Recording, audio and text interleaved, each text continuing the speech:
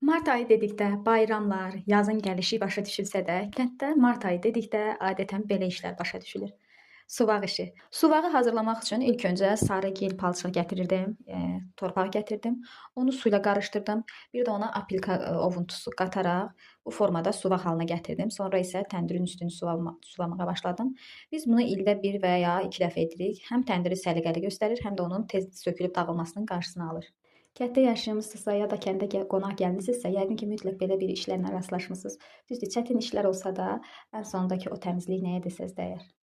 Suvaq işini bitirdikdən sonra gəlib həyətdəki vannanın təmizliyinə girişdim. Mən bunda adətən əllə toxunmuş cecimləri, kilimləri yuyuram. Bir də iri görürsünüz ki, qabları bunun içərisində yuyuram.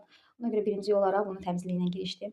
Ekohomun ağartısı ilə ilk öncə yaxşı-yaxşı ovaraq vannanı ağartdım. Sonra isə kəndin ən böyük problemi olan odun peçinin qaraltdığı qazanları təmizləməyə başladım. Burada da Ekohomun yağ çözücüsünü istifadə etdim. Nəticə göz qabağındadır. Mənim 1 saata ovub təmizləyəcəyim qazanı demək olar ki, 10-15 dəqiqəyə təmizləyib ortalığa çıxartdı. Bir də onu qeyd edim ki, əgər belə qazanlara, yəni yağ çözücü istifadə edirsinizsə, çalışın biraz qazanı isidin. Onda yağ çözücü daha rahat aktivləşərək daha təmizləyəcək. Mən bu üsuldan istifadə edərək onu daha da keyfiyyətli etdim və daha da işə yarayan oldu. Məhsullar həm çox keyfiyyətli, həm də qiymət olaraq çox uyğundur. Bu məhsulları istənilən 1 manatlıq mağazalardan əldə edə bilərsiniz. Bugünlük vloqum da bu qədər. Ümid edirəm sizə maraqlı oldu.